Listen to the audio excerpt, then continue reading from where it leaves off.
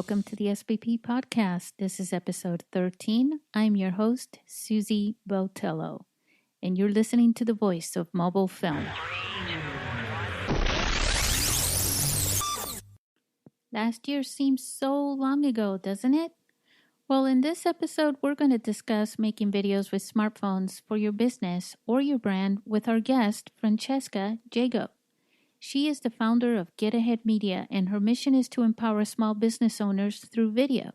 If you're looking to reach more people with video, then you will not want to miss this episode or our bonus podcast for our patrons on Patreon with our excellent step-by-step advice and tips for making great live videos on social media, particularly Facebook.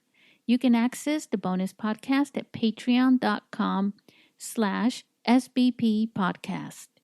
So it's 2018 and you have a lot on your mind. Perhaps you're a little stressed out, but maybe you're a little more stressed out than what I'm thinking. But don't freak out. You may have heard about the health benefits of Reiki. If you are in San Diego, get more information about Reiki from our friends at Healing Touch Reiki by calling them at 619-518-6191. You can also check them out on Facebook at Helland Reiki, HELLANDREIKI. Are you following us on social media yet? We're on Instagram at Mobile Film SD, the same on Twitter, and on Facebook it's MOBIL Film Festival, Mobile Film Festival. See you there. Okay, we're going to talk to Francesca, who is in Wellington in New Zealand. But before we do that, we want to bring you up to date on the International Mobile Film Festival that's taking place here in San Diego on April 28th and 29th. If you submitted a film to our film festival, look for an email from us very soon. Don't miss it, okay? You can always contact us using the form on our website at internationalmobilefilmfestival.com. Okay, are you ready? Let's go to Wellington, New Zealand, and let's talk to Francesca.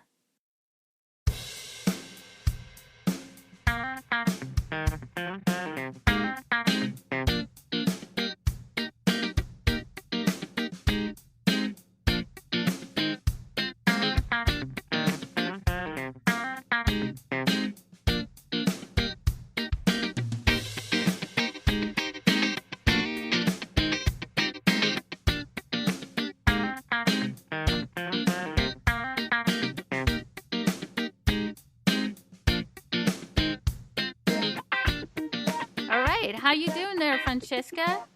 I'm doing well. How are you? I'm doing great. Hey, everybody, we've got Francesca Jago here. She is you may have heard of her. She's famous on Instagram.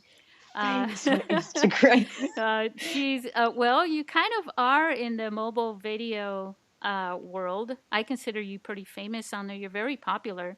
Thank you. Yeah, you may know her on Instagram as Get Ahead Media. And you are, let's see, we're on the other part of the world. I'm in San Diego, but you are in Wellington in New Zealand. Am I correct? Yep, that's right. Yep. That's amazing. Don't you just love this technology?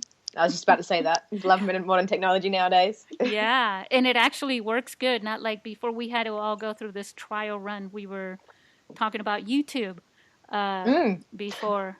And it's been perfected through a lot of mistakes and a lot of headaches, right, for us users. Yeah. Yep. But through our complaints and our drags, they've learned to make it better and more user-friendly. So Francesca is actually kind of a guru with making videos for businesses and with social media. And by the way, I was on your website earlier. Why don't you go ahead and call out your website address? Oh, yeah, sure. So it's just getaheadmedia.com. Really easy to hopefully remember. Get Ahead, all about getting you ahead online. So getaheadmedia.com is my website. Yeah, when I wanted to ask you a little bit about where you came up with that name. Like, why Get Ahead Media? Like, that's pretty cool. Yeah, well, like I said, it's all about getting people ahead, and I think that's what people need is to get ahead of their competition or get ahead in terms of getting in front of the eyes of their audience. So that's kind of where the get ahead came from. And obviously being media, I teach smartphone video and social media. So it's all kind of under that one banner of media. So getting you ahead using modern media. Yeah. And video, which is Yeah. the thing. To get ahead in business nowadays, you kind of have to know about video. Oh, yeah, absolutely. And that's primarily what I do is I teach people video, but more specifically smartphone video for their businesses. Yeah, I on the top of your website it says I help small business owners and solopreneurs grow Mm-hmm. grow using smartphone video. And I love that solopreneurs. There's so many um, uh, people. A lot of the small businesses are pretty much solopreneurs. Yeah, no, they are. But it's a good thing because it's basically this person, like myself, who's passionate about what they do, that they want to get this message out to the world and also do something that they love that fits in with their lifestyle. I think it's amazing that all these people can go solo now and make a real go of it, make it happen. Yeah, and speaking about getting ahead, you are kind of one step ahead because I mean, the whole point of it is like, a lot of people think an entrepreneur or a business owner or a founder, right? It's just doing Mm, this one thing and they're just sort of dictating everything and they've got people working for them and they're just telling them what to do and then they do it. But it mm. doesn't really work that way. It's more like the jack of all trades or the Jane of all trades, right? Yeah, yeah, Um, for sure. where you're learning to do your own social media. Like for me, for example, right?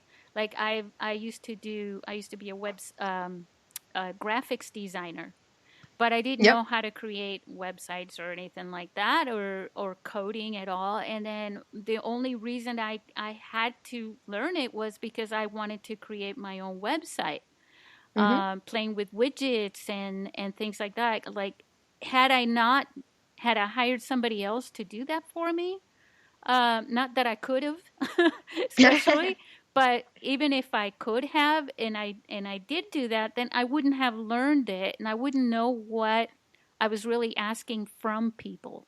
Absolutely, and it helps obviously develop your overall skills in knowing how to create a business or use media or that kind of thing. Like even though you're starting with a website, it just helps your overall knowledge of how this stuff works.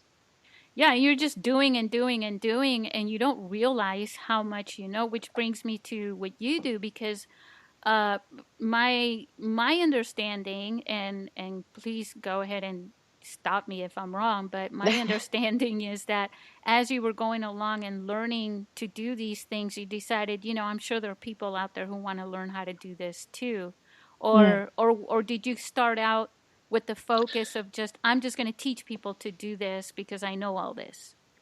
Um, you know what? It started. I mean, I'm a filmmaker by trade. I've done it for 10 years, Yeah. and then I did start with the whole. Oh, I know about film. I should teach people about that.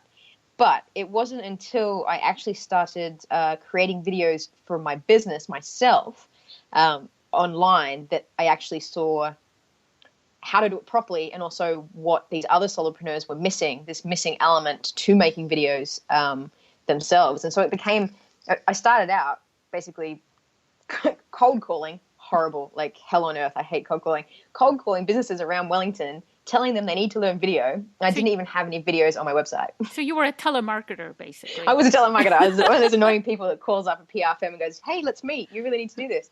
And because I was busy doing that, even though I knew video, I was just didn't have time for video. Yeah. And so I learned how to do videos really quickly, like matter of like 10, 15, 20 minutes, depending on the video. And it's once I started actually making those videos, put them on my website, and tailoring them to my audience that then I didn't have to cold call anymore. Not that that was getting me anywhere very fast, but I didn't have to cold call anymore because people were actually coming to me. And so it was then that I realized actually I have the missing pieces that I can teach other people how to leverage this themselves and not have to worry about getting someone else to do it. Yeah, that's true. And the one really cool thing about video, see, I used to do it, I did it for over 15 years. I read something on your website where you were talking about the perfectionist that gets in the way, right? Or hinders you. Yeah. But, I find that a lot of artists are, in a way, they have the perfectionist mentality. Mm. But there's a difference between, and I've known this, I'm a little bit of both. I'm a bit of a business person, but I'm also an artist, Yeah. and that's in my heart, right?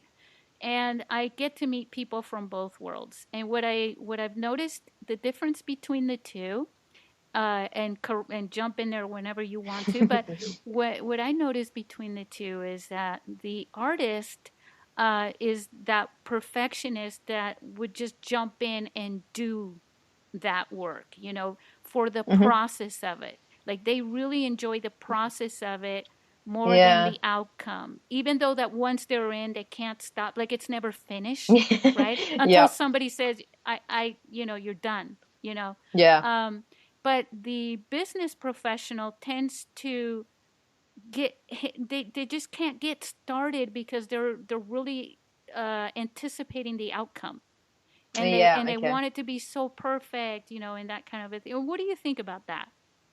I don't know if it's an individual thing, but I think you're probably right in terms of creative people are a bit more perfectionist because we have a vision and we want to see that vision brought to life exactly as we imagine it. So we keep doing it and keep trying to make it happen, as best we can. And it never seems like enough sometimes. Whereas I think the business, because I see myself as obviously the creative side and a bit of a perfectionist in that respect. But the business side of me is like, well, basically, done is done is better than perfect. Yeah. There's no point like keeping at something and keeping going and refine this video and refine this video and refining this video when you could have put it out 3 weeks ago and gotten the benefit of it already, kind of thing. So Yeah, no, you're right. But see, and then here's the third part, that you can't perfect something, right, without yeah, experience, which is where expert comes into. yeah, So, okay, so by doing it, you're actually becoming the expert through the experience, which allows you to be then about as become close the to perfectionist. perfect as you can get, which is That's what so true. yeah, which is what the professional is, right? They're Yeah. really someone who gets as close to perfect as possible because there's no. Mm. I mean, we're human beings. We wouldn't recognize perfection if it was slapping us in the face. Not to be Yeah. so brutal, but Yeah. so we can't, as imperfect creatures, recognize perfection, even if it's right there. Mm. So what I consider a professional is someone who gets about as close as possible, and that's through the intention, while Mm. they're doing something. Yeah. um so I'd that agree with that. Yeah, well, not that it matters whether you agree or not, but Yeah. I was but I wanted to get your point on that, because while you're teaching people this stuff, you're inspiring them to actually do what you just said, to Yeah. actually go ahead and jump in the water and get your feet wet. And how so when you're teaching this, you do a few things. You Hmm. From what I saw on your website, you have eBooks, Hmm. and then you have your tutorials, like video tips, which are Yep. like tutorials, and then you have online courses. What is the difference between the three? And explain a little bit more in depth about each one of those. Oh, sure. Okay. So my ebooks are, I guess, a bit of a guide to get you started. And in particular, I have two. I'm actually creating more as we speak. Well, not currently while I'm on this podcast, but just before it. But they're designed as a starting point. So I have 10 steps to creating pro videos on your iPhone or on your Android. So it's that starting point to get people thinking about, well, how do I actually get a good quality image out of my video? Whereas the online tips, like on YouTube and other kind of videos and blogs, are more about taking that side of your knowledge, your very basic knowledge, and putting it in the frame of, well, how do I actually create a video that keeps my audience around and listening and watching and learning? And then finally, the online course is basically the whole enchilada, if you think of it that way. It's end I'm to from end. San Diego, so yeah, we like Oh, Mexican nice. food. Okay, good. So it's basically taking every aspect of creating a video and video strategy for the solopreneur, from planning the right video for the right purpose, so you can actually use it as showing you as the authority, or use it as social proof or selling or promotional, whatever it is you're trying to do with it, through the actual filming it and filming it quickly so that you're not wasting time, and editing it quickly, and then finally actually getting out to your audience. So if you think of it in terms of the tips are there to help guide you and give you a bit of a taster, and then for those people that actually are like, yep, I know I want to do this and I want to excel at it, that's what I use the online course for. Does that make sense? Yes, it does. You know, I was just thinking while you were, because I'm actually listening. No, that's um, cool. so one of the things when you were talking about the videotapes, I mean videotapes, ugh, like that's Tips. so That's, long ago, so yeah, prehistoric, I don't even own any. Yeah. right? They're buried somewhere, like the Blair Witch Project, right? They're buried under the burying.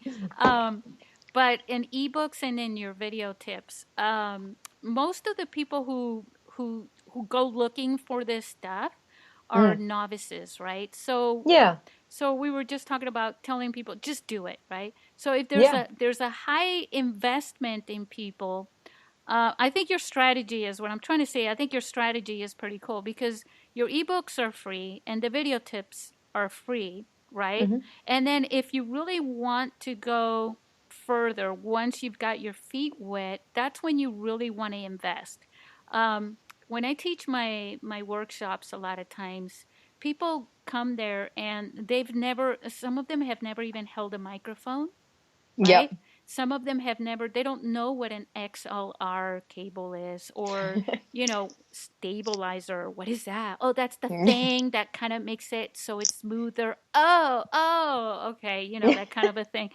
And and then you get people that are already, you know, they've gotten their feet wet.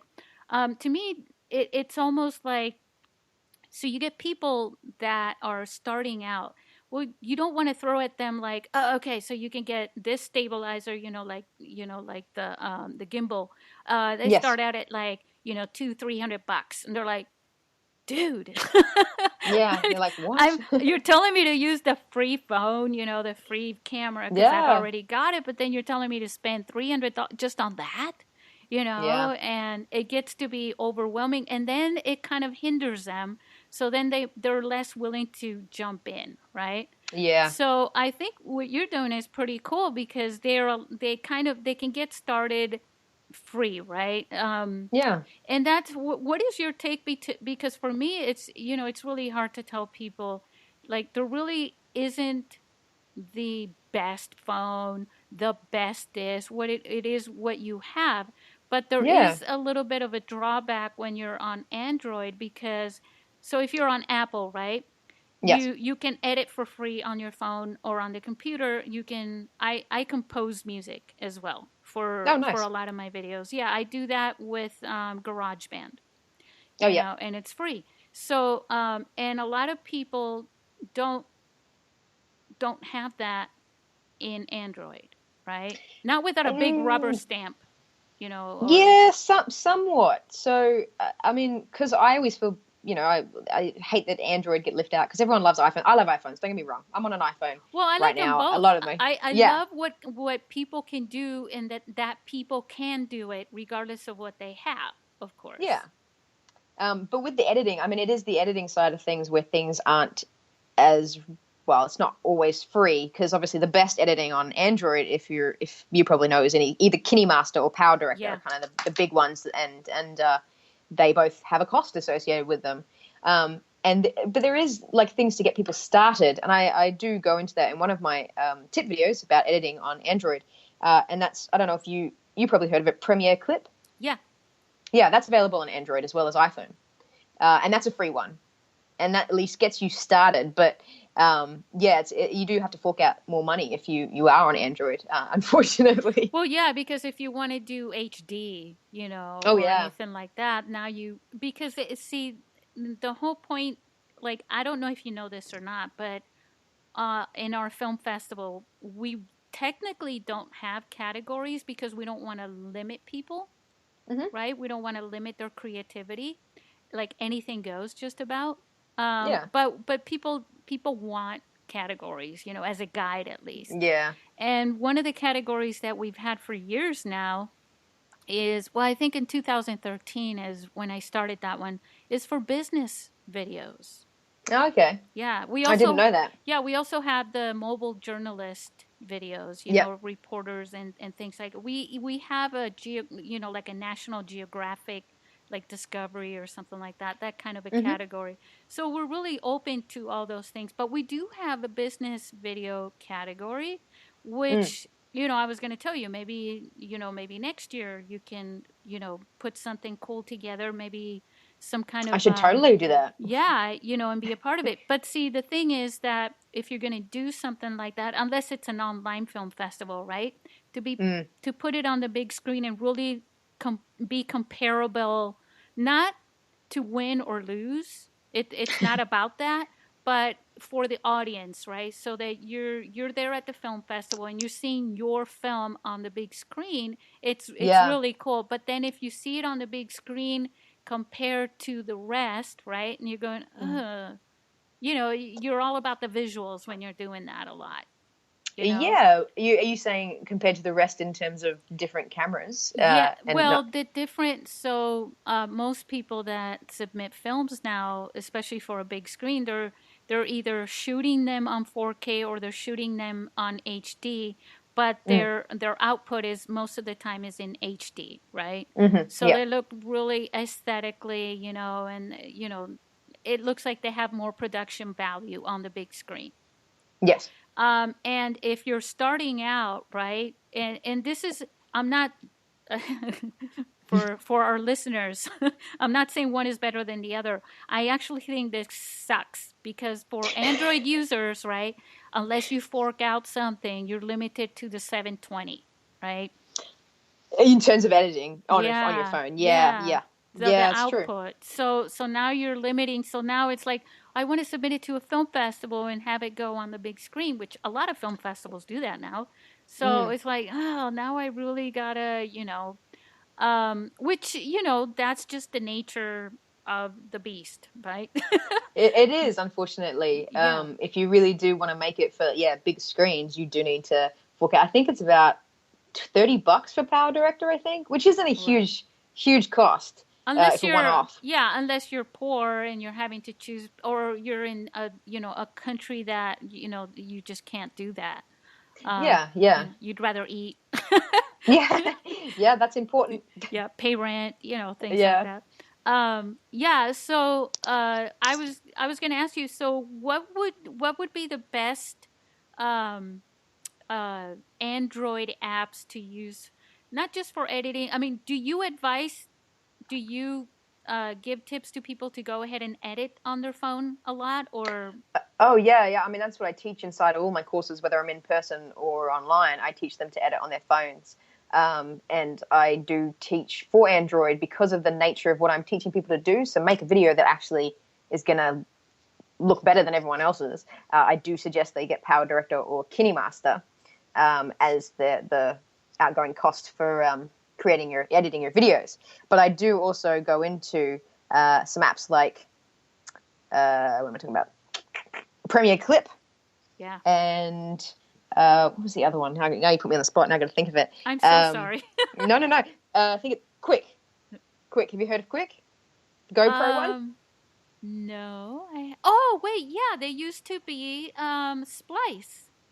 Well, no. Splice still exists, but Quick is also another app from GoPro. Splice is owned by GoPro, but then there's Quick as well. Oh, And so I teach people how to use those two apps as well as a kind of a quick way of making videos for one, because they are kind of template based, as well as saving money because yeah. they're free. Well, yeah, I mean, Splice back before iMovie was free on the phone. Hmm. Yeah, I come from the old world. No, I remember that. But yeah, I used to experiment with everything. When they were, I would actually recommend them a lot Yes. for teaching because they were free, and you could do transitions, and then you could get songs and music and things like that from your iTunes app Hmm. and go directly on there. So that meant you could also get do narration and voiceovers and all kinds of stuff. Oh yeah, And yeah. they had transitions and they were pretty cool. There's another one, Procam, for shooting. Oh, yes. Yeah, I know of it. Yeah, and there's a lot. There's so many. I'd hate to be an app developer now for this Yeah. industry because, you're just like always having to look over your shoulder. Who's coming out next? Yeah, yeah, it's so true. There's so many out there, but then there's a lot of junk out there as well because, Yeah. as you will probably know, we download apps and check them out and see if Yep. they're good. And sometimes we'll spend money and go, "Wow, that was a waste." But we do that for our audience so that they don't have to make mistakes that we did. Right.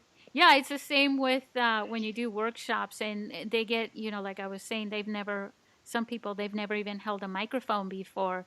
So Mm, for them to know what this gear feels like, it's ideal to do that for them because then they get their mm. hands on it, they play with it, they use it during their experience in your workshop while you're teaching them. And then they know whether they want to invest in that or not. Yeah, yeah, that's a Be- big thing. And I always teach people at the outset to do it entirely just using their phone, yeah. without anything else, just to, as a because often they either don't have money or aren't prepared to spend money because they don't see the value in it yet, Yeah. which is absolutely fine. And then as a after you've done a few videos or feel a bit more comfortable, then buy the gear. Yeah, and definitely it helps a lot. It's like old school, like Mm, in film school and stuff. They teach you to do a lot of things pretty raw before yeah, they give you the better tools. Just knowing camera movements, yeah.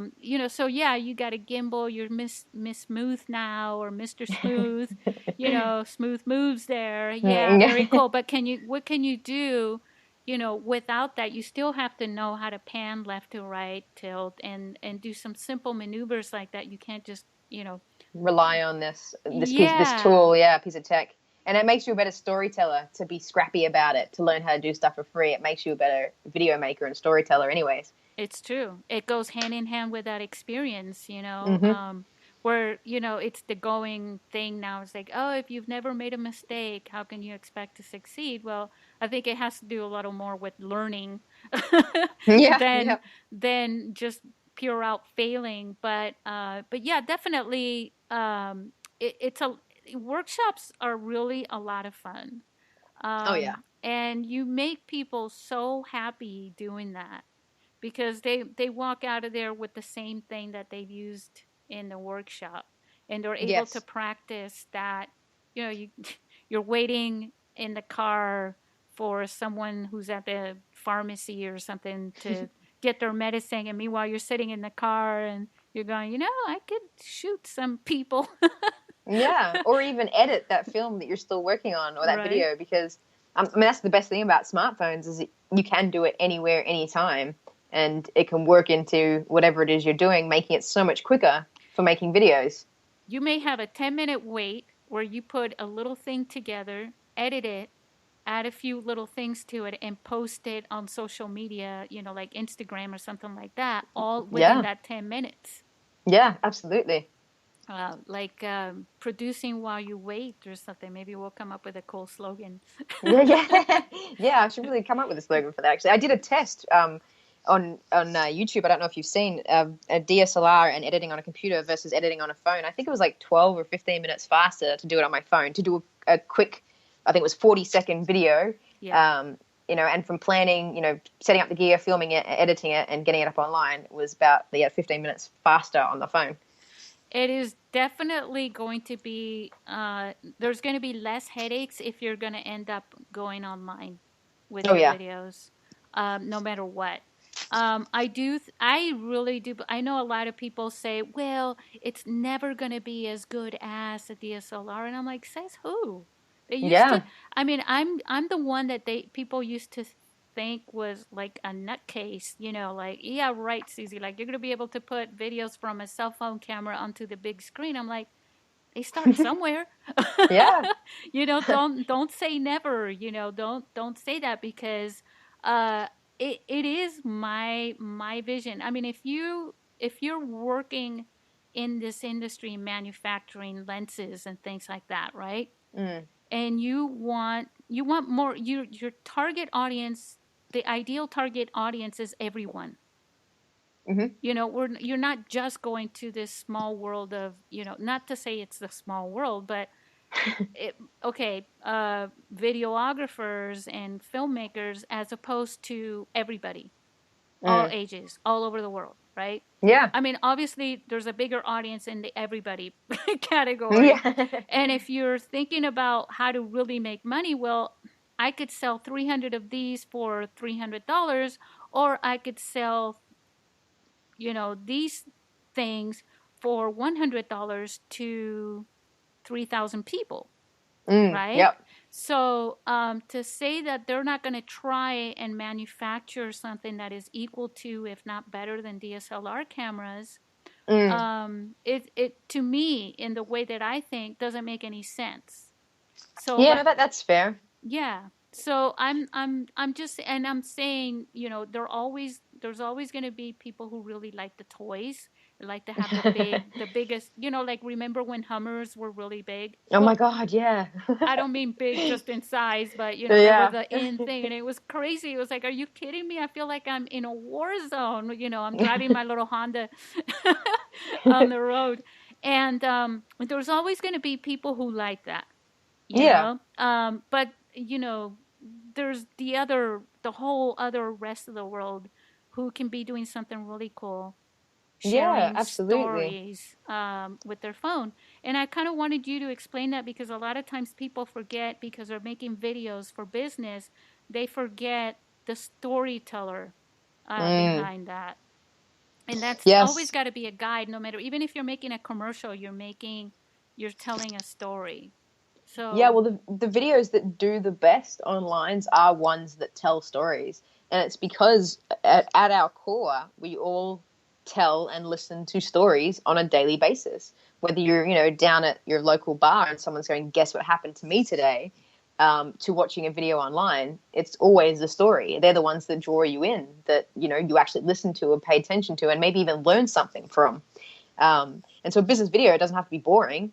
You just come at it from an angle of telling a story, whether the story is your story, how you started your business, or whether it's the story of, your customer, like an ideal customer that you work with, and telling their story from the perspective of working with your business.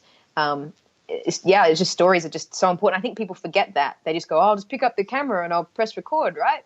But there's a bit more to it, to actually making a video that works, that engages, that actually does what you set out for it. well, yeah, the stories are what connect us as Mm-hmm. human beings, but they also connect concepts with Yeah, us, as human beings. Um, absolutely. Now, would you recommend people always write a script? I think writing a script or a plan, storyboard, whatever you want to call it, is actually really important, because what a lot of people make the mistake of doing is they just go, I'm just going to do a video about my day-to-day business life. And they kind Ugh. of pick up the camera and they take a few shots here and a few shots there and a few shots somewhere else. And they're like, how do I piece this together? What shot goes where? And the problem they've run into is they don't actually know what their story is. And if they knew the story they were trying to tell, basically the one message that they wanted to get across to their viewer, uh, the filming would go faster and the editing would go faster, because they know what it is that they're setting out to inform their viewer or get them to take away from it. So I highly recommend some level of planning, even if it's like literally. A montage, even a montage, which is like the video version of a collage, right? Is a montage. Yes. And Yeah, yeah, so, yeah. even if you're doing that, you're still connecting pieces together, and you should have some sort of a story to convey a feeling or a message or something, right? Yeah, absolutely. And even if you did happen to grab a bunch of shots, say at an event you went to, the best thing you can do is then write your script or your plan or whatever you want to call it before you actually start editing. Because if you go, I basically want to tell people how this event has changed people's lives, or whatever it is you're trying to tell, figure out what that is. You'll know where the photos or videos you took slot into place. And instead of, switching shots and putting some here and going, oh, that doesn't work, and oh, I better move this shot and put something else in there instead, you already have that plan and you'll be able to get it done in next to no time, as opposed to fumbling around and not knowing what your plan was to begin with. That video, I don't know if you got to see it. It's on the Instagram, that one of that I shot at Comic-Con, where there's a lot of little B-rolls put Yeah, yeah. together, and things, like with little short interviews with people. I Oh, think yeah. I think it's, probably about 5 minutes or something. I can't remember, but the longer version is on YouTube. Well, I shot B-roll video. I went there on the last day. That's a big event. It's Mm-hmm. very loud in there. And so I sat there, and I didn't have a gimbal, by the way, but I know how Yeah. to how to move a camera. So I'm doing camera moves, and I'm going slow, and I'm doing this, I'm doing that. You can't tell it was shot with a phone and with No. practically no gear. But I did use the iRig and an XLR Mm-hmm. and a condenser, and I was using that with people. And I'm just going, okay, I'll just shoot this person. It was really hard to choose to plan that. I just Oh knew, yeah, when you're yeah, filming, yeah, yeah. I yeah. mean, like, I knew what I wanted to do. So because I have this experience, it's like, okay, I basically want to ask pretty much the same questions to each person, right? Mm-hmm. That way, if later when I'm editing it, right, and I want to break them up, like three different people answer the same question, and then go back with another question and ask these other ones, or maybe I just want this person and then that person and then that person, right? Mm-hmm. But I know in between I want B-roll Yes. to break it up, right? See, and that's the thing, because I'm what you said that when you started telling this, you go, I knew what I wanted. That's the Exactly. plan. Even if you didn't write it out, you in your head went, I'm going to get this, and this because I'm going to tell this story. So Yeah. you knew that. You did plan it. You just didn't. And that's what people get hung up on. They go, I have to write like a 10-page plan. No, you don't. It could Nope. be 2 minutes before you start filming, but you have to have some level of plan. And that started out with me, goofing up a lot at first, Yeah, yeah, for because, sure. I would get stuff and then I would go back to edit and I was like, oh, I should have gotten more of this and more of that, even if it had nothing to do with what people were talking about, unless you're putting it over the people as they're talking to match what they're saying, which is Mm. something you should obviously do. But when you're not going to want it, because I was interviewing cosplayers, so it Oh, was all yeah. about them. So I wasn't going to cover them up with B-roll, Mm. So there's all these little elements that you learn as you you're not an expert. I would never call myself an expert, but as you experience doing these videos for so many times over and over and over again, I can't even tell you the number of videos that I've worked on in my life. Like, I mean, I have no clue. Um, Yeah. but you start to learn things, and that's the thing why you have to get it started. You have to do it. Yes. I was just going to say the same thing when you were finishing talking. I was just thinking that, yeah, that's the thing is you have to just start. Yeah. It doesn't, and your first video, I guarantee you're probably the same as me. Our first videos, if we could find them somewhere, we'd probably cringe and be like, oh, that's horrible. Yeah. And that's what most people feel when at the time, you're like, wow, I made a video. But you look back and you see how far you've come and you just get better and better. But you have to have that starting point. Everyone has to have that one video that they go, oh, man, did I really make that? Because you Well, have to start. yeah, and that brings me to another thing I wanted to ask you. About shooting yourself. Not we're not talking about suicide, people. Yes, yes, no, definitely not. But when it comes to shooting yourself, where it takes quite me, right? Yeah. For example, just doing this podcast, listening to my voice is like, ugh, Mm, but then you get used to it, yes. Same with shooting yourself, or being in a video because somebody else is shooting you. Either way, as a business person, it's all about branding, right? Mm-hmm. And so there's, when we're talking about stories and connecting with human beings, it's a good idea to have a human being sharing the stories, regardless of what your business is about, right? Absolutely, yeah. And that's the heart of the brand, right? Regardless of what it is that you do. So um as that person, you're a founder, so you have to get used to seeing photos of yourself. So now you, as a solopreneur, you're doing that. It's not I someone am. else doing that where you can go, well, yeah, I can't believe they chose that. But Yeah. now it's your fault, right? So so now you have to go, now we're talking content, right? The Mm-hmm. value of that content and how that plays into your story and how that all is part of your brand. that you're stuck with, because you have to remember not everybody sees you in the same way you see yourself. You know what I'm saying? Yeah. You No, know, absolutely not.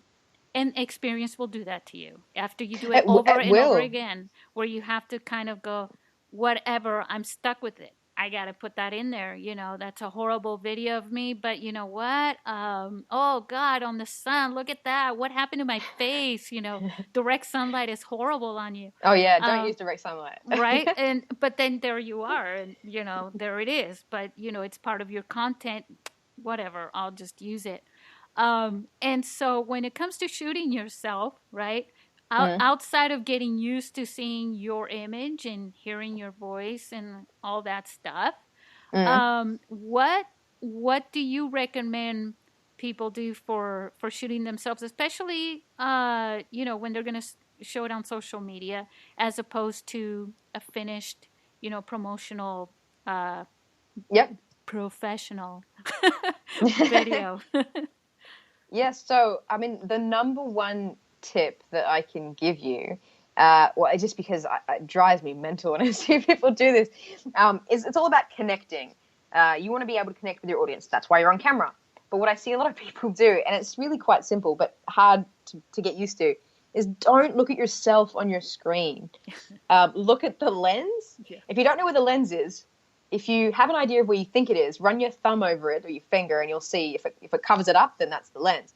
But what I see a lot of people do is they look at themselves when they're doing a selfie video or a live video, and your eyes aren't connecting with those of your viewers.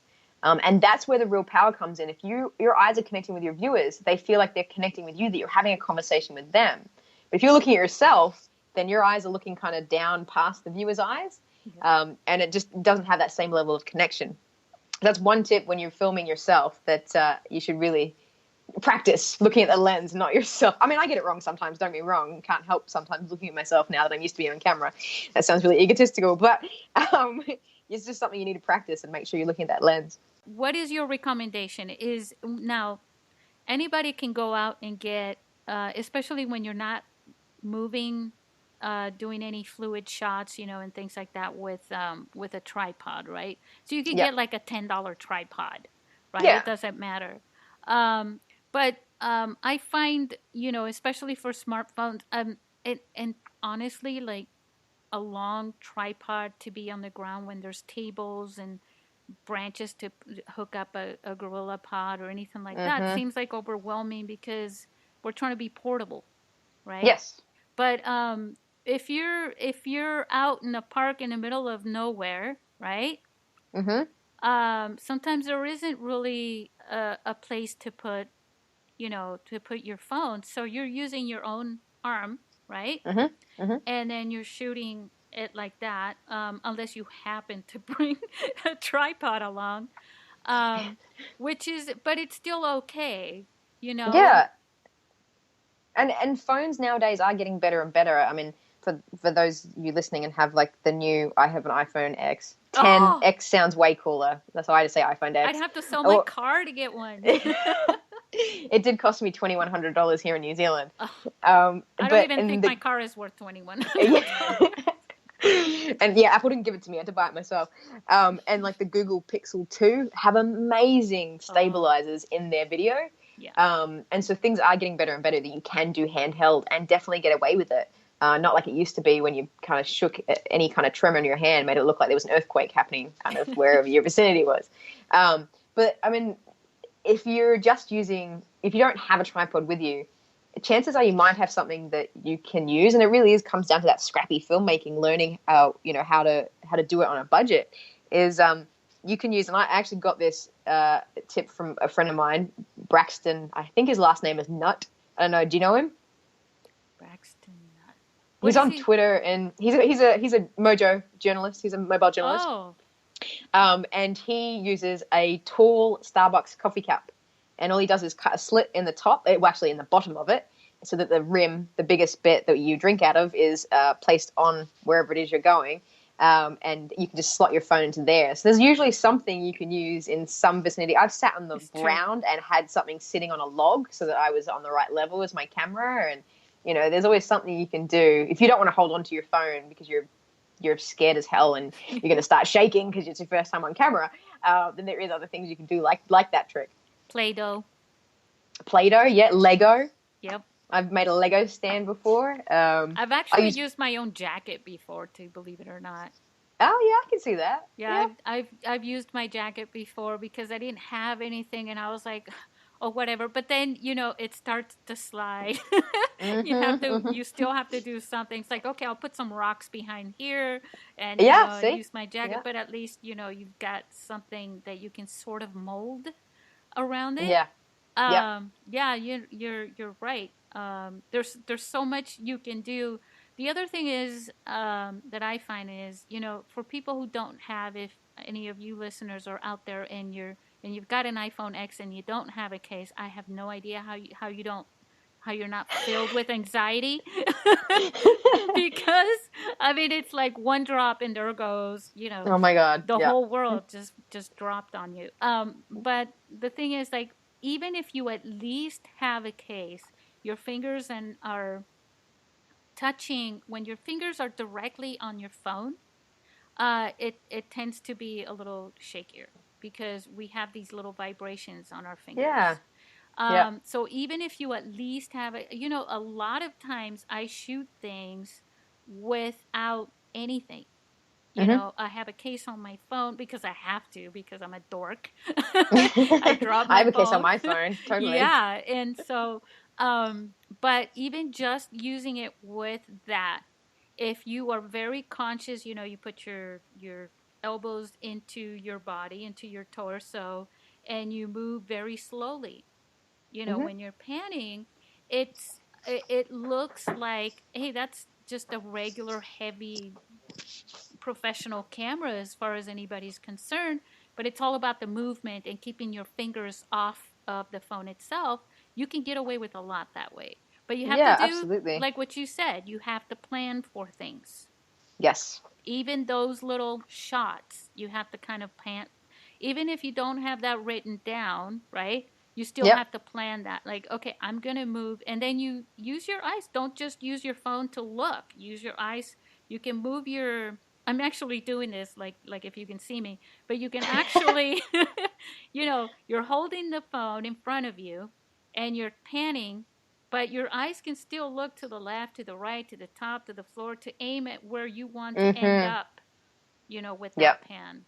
And that comes with doing it. Again, you just have to start doing this stuff and looking, being willing to not just view it while you're shooting and then say, forget about it.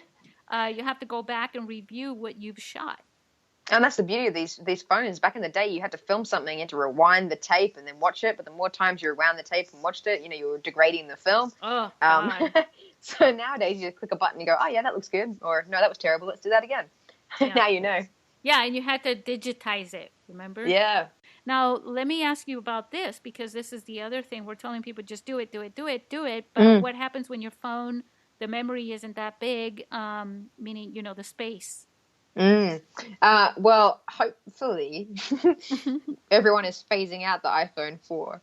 No, because I mean, 16 gig I don't think even exists anymore. 16 gig as a phone or a device doesn't even exist anymore. I think that's what mine is on the 6S. I have no idea. No, it can't be 16. They have to be 32 or 64. Has to be.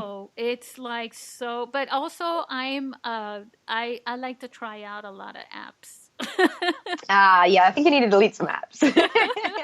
I know. I always do that before I go to an event. And that's the thing. Actually, you need to be on top. If you have a phone that has little space, you need to be on top of that and constantly getting photos and videos off your phone or deleting apps that you don't use, so that you can create videos. Because there's nothing worse than filming something and then having it go storage space no longer available, and you're like, what? I've got 10 more shots to get. You were talking earlier about using your phone without any apps or anything like that at first. So I have an older iPhone 4S, which is, 1080 HD, right? Yeah. And I don't update it. I don't have the newer OS on it. And I use it. I use it for making, that video that I shot for the Comic-Con.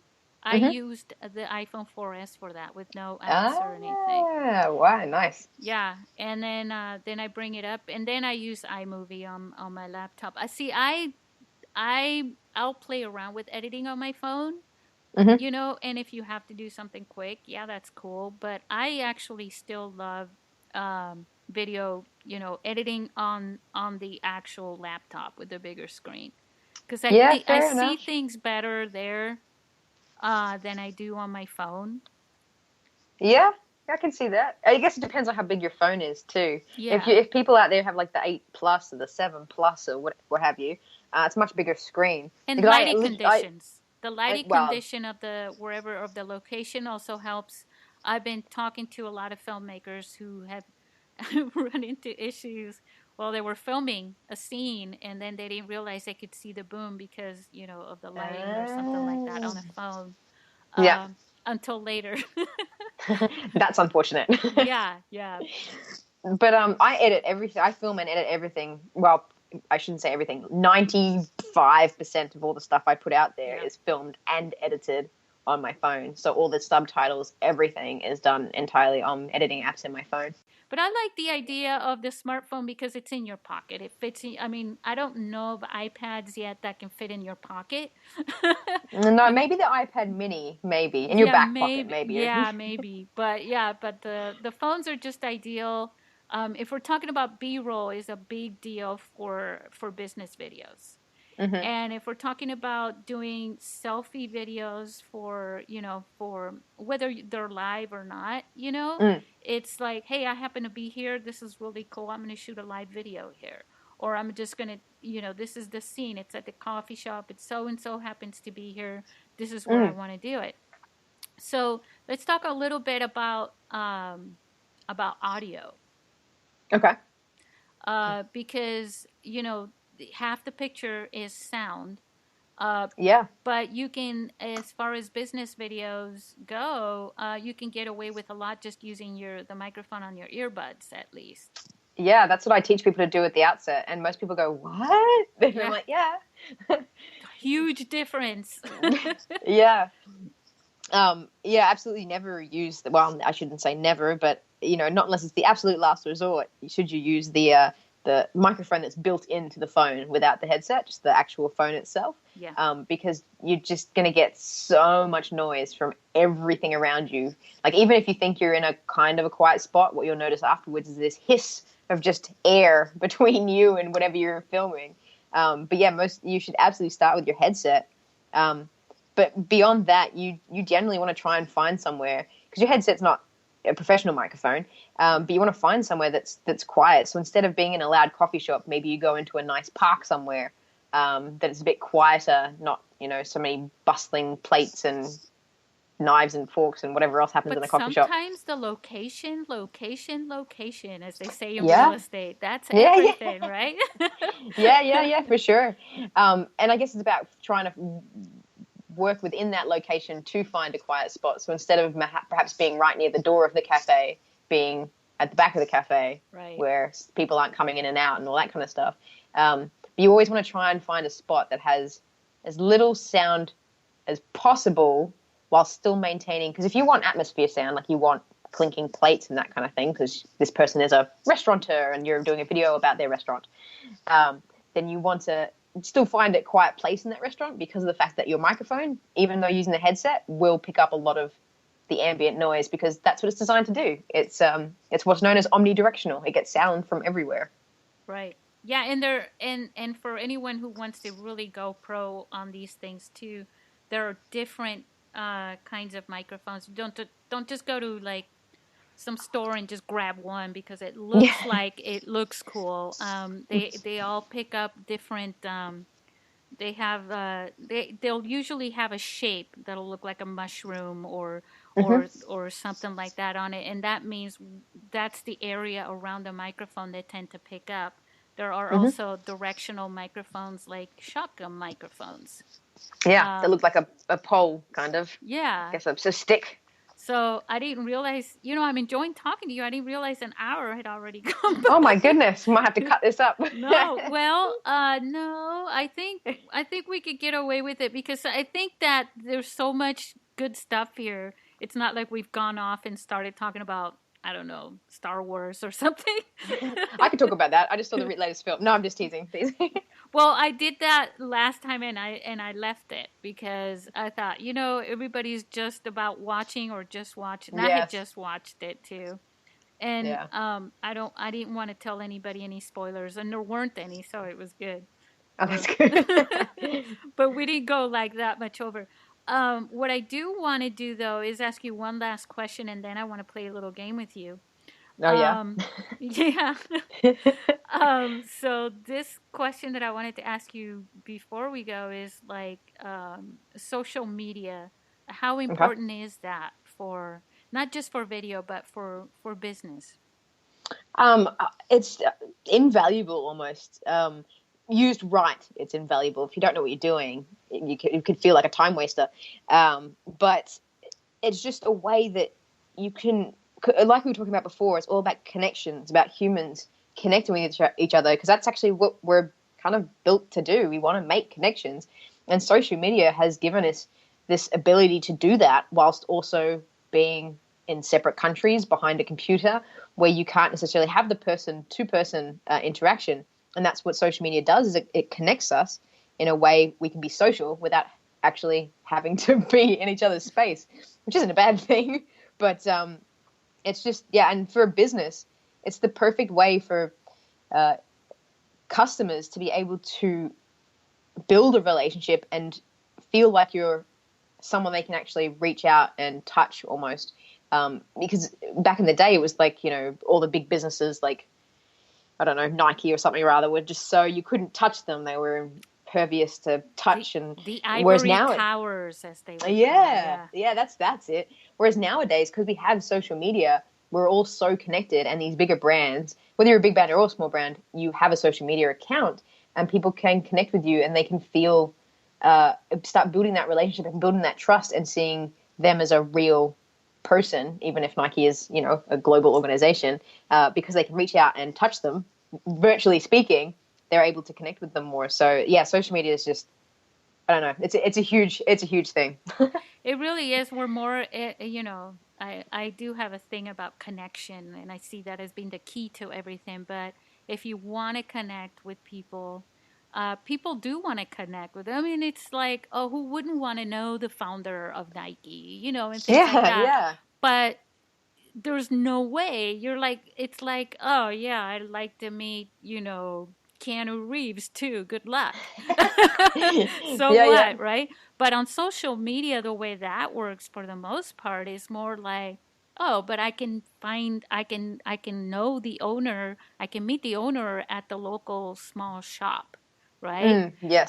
The founder of that, that's so much more, it's a closer connection And to it's people. it's a great way to start conversations as well. Like you and I, we met through social media, and a Yeah. lot of the people that I either I work with me, or ask me to be on their shows, have met me through social media. It's just kind of the way we do connect nowadays. It's I think it's cool. It really is. It's like, well, it's like we all have different cultures within different industries and business and things like that, right? Mm, So in the smart video filmmaking and video and stuff like that, you're famous. You know what I'm yeah, saying? Where, yeah. but you could go down to the Starbucks or whatever, and you're talking to people there and nobody knows that literally you're like famous in this one whole big world of this culture, right? It's pretty Well, cool. it is cool, but although it's funny you say that, because I went to a party and someone came up to me and goes, oh, "You get ahead media. I love your videos," and I was like, "No." So, I wanted to play this game with you, Mm, and this game it's pretty cool. I mean, I was doing it last year, just basically shout outs to people, right? But yes. this year, I kind of wanted to just do this game as, more as it pertains to individuals and make it funner, make it different, not always Yeah. the same thing. And with you, I'd like to kind of ask you to name, because you said you were a filmmaker too, right? Yeah. And I really don't know of any filmmaker who hasn't watched a lot of movies. Yeah, true. So let's do this game where you've got 20 seconds to Oh, name 20 as. seconds. Yeah, I know. And you do these little short videos. 20 seconds can be a long time, Mm-hmm. but it can also go really fast. Yep. Especially when you're thinking. Again, it reminds me, like, when you're going to do these short videos, remember to plan because they go Yep. fast. So name your favorite films or the films that inspired you or whatever within 20 seconds. Okay. So am I just going to name all the films Yep. that I can think of, or should Yep. I name two or three No, and then talk about them? No, no, all the films. just all the films, all in a row. Oh, far out. Make a list. Yeah, I should have made a list before now. I'm like, oh, what's the name of that film? Yeah, no, you'll figure it out. Okay. And if you Yep. goof up, it'll just we'll just laugh about it, and then maybe there might be one or two that you really want to point out why Yeah. once you've named them. Okay. All right, ready? Yeah. Get set. Yeah. And go. American History X, Crash, Terminator 2, Star Wars, 4, 5, and 6. No, there's new ones. The Hours, Unbreakable. Oh wow, that's right there to tell me I'm overtime. Well, actually, what is that? The Hours. What is that? I haven't heard of that. Oh, The Hours. It's a film starring Nicole Kidman, Laura Linney, and Meryl Streep. Yeah, I think it's Meryl Streep. And it's essentially the story of 3 women, all set in different times, but their stories kind of link. So it's a story of Virginia Woolf. That's Nicole Kidman. The story of an author, which is Meryl Streep, and a woman who is in the 1950s, I think. And it's just a really powerful film of how all our stories are connected. We're all connected in some way, even though these women are completely separate times. Yeah, you should definitely check it out. It's got some amazing actors in it, actresses, I should say. Meryl Streep, Nicole Kidman, and then Laura Linney. So yeah, I'm not doing it justice by explaining it, but it's drama. I like a lot of dramas or sci-fi. That's kind of what I named, wasn't it? Yeah. No, I remember Crash. I actually forgot about that movie. That was Yeah. That was I remember that one was really cool when it started out. When it first came out. Yeah, well, when you said to me, "Oh, let's talk about some of your favorite films," I didn't know I was going to have to name so many. But I was thinking, well, what are my films? And it's funny that you pick on Crash. And I don't know if you've heard of American History X. Have you heard of that one? Yeah. Yeah, okay. So it's kind of along the same lines of Crash. It's about sort of racism and connections with people, and we're all just people trying to live together kind of thing. And it's actually American History X that made me want to be a filmmaker. And then again, when I saw Crash, it just like reconfirmed that for me. Yeah, I may have to watch that again. There's, you forget there's so many films in the world. Yeah, and I think that's, and this might even wrap things up, is that when I was thinking about those films and how powerful they are, it's filmmakers, video makers, whoever is trying to tell a story using a video, we have such a powerful tool to invoke emotions and make people feel or connect. But in the same train of thought, we actually have a duty to do it for the greater good, There's not ethics for involved. malice. Yeah. So it's this great power that we all have to do, but we've got to use it in the right way. All right. Well, we're gonna go away, but we're gonna do a video. I mean, a video. We're gonna do our bonus podcast now for Patreon. So scoot on over to Patreon to catch that at patreon.com/SBP podcast. And we're going to ask Francesca to explain pretty much in depth, right? About the best way to do live videos. Yep. So we'll see you guys soon. Yeah, join us over there. Yeah, and later we'll see you on social media too. Yeah, for sure. And what is your you have a Twitter account too, right? I do. I have Twitter, Instagram, and Facebook. If you just search me on each of those channels, my handle is Get Ahead Media. on each of those channels so you can find me. So Facebook.com, Get Ahead Media, Twitter.com, Get Ahead Media, Instagram.com, Get Ahead Media. That's me. It's a good idea also if you're a business to go ahead and title each social media with a fairly consistent username. Oh, yeah. It makes it easier for me too. And I'd be terrible if I had to list it off 3 different handles. Well, yeah, and for people to find you. Yeah. You know, especially on Google. Yeah. All right. Bye, everybody. See ya.